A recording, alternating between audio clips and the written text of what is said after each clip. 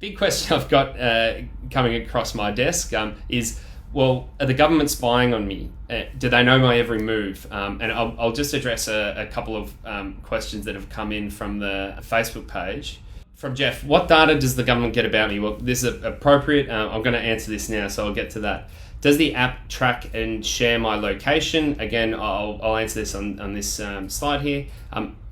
Okay, why does the iPhone app need to be open to work? Well, that's a really good question. And does the app work in the background, or does it need to be up and open? Okay, so the iPhone app, Apple have their ecosystem locked down so that you can't actually access Bluetooth unless you're a paired device. Now, the paired devices are things like your Bluetooth speaker and such. Apple have locked down the scanning detection so much so that it only works when the app is open and has your attention. This is a massive flaw in the iPhone app. I would estimate that 60+% of Australians with a smartphone that use it and use their apps, I'd estimate that 60+% would be iPhone users. And so it's a real problem where people are trying to use their phone while they're out shopping or doing their essential tasks. They're not always going to have the app open. It's a sad situation, but this is where we're at. We've got to make sacrifices. And one of those sacrifices is, if you're out and about, have your app open, make sure it has the focus of Apple, so that app is present, and then your Bluetooth detection will work. So it is a real limitation and it's a real concern of this app. But if you're willing to make the sacrifice, when you make that one trip to the shop, keep that COVID app open. Every Android user, it'll work seamlessly for them, but the iPhone users, you must keep your app open. It's got a neat feature where when you have it open and you turn it upside down, it goes into a power saving like mode where your screen goes dark and a little screensaver comes up. They've taken that from the playbook of Pokemon Go, which was really successful. But yeah, there's no doubt that this is a user barrier, and yeah, it's up to us to learn about it, talk about it, and help everyone understand that while it might be a small sacrifice we make, it's going to be for the betterment of the community, and we'll get out of this quicker. So that's how the iPhone app works. Undoubtedly, that's a barrier. Okay, back to the questions about the government. No, the government isn't spying on us. They have better things to do.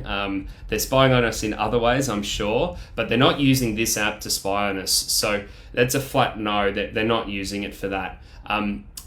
Am I confident that'll be the case forever? No, I actually think that somehow in the future, they're going to take this large data set they have, even though it's anonymized, and they're probably going to try and profit from that. So that might be demographic information, that might be, what postcodes are more likely to download and use apps.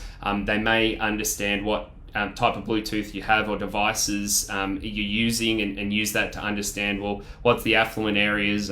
So I have no doubt that they will try to profit on it in the future, but it's very little value that they probably have much richer information via other channels. And so I would say it's very safely, no, they're not using this to spy on you. All they have is when you press, I have coronavirus, and you press upload, that is the moment that your Bluetooth contact events are linked to your name and phone number. You can use a fake name. They're not using this for a massive contact library. This is merely to try to help to slow the spread of this virus. So when you do press upload, it'll upload to a centralized server. I'll talk about that later.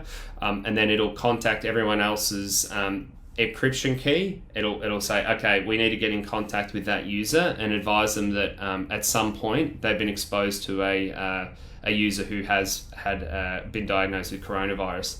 Up until that point, all of your contacts events, so everyone you've hit and the shared keys that pair up at that time date, that's all encrypted on your phone. No one else can get that. And after 21 days, they delete the data. After 14 days, that's the period that coronavirus infects you for, with a bit of margin either side. They don't need that data anymore, and so your local device will delete that older data.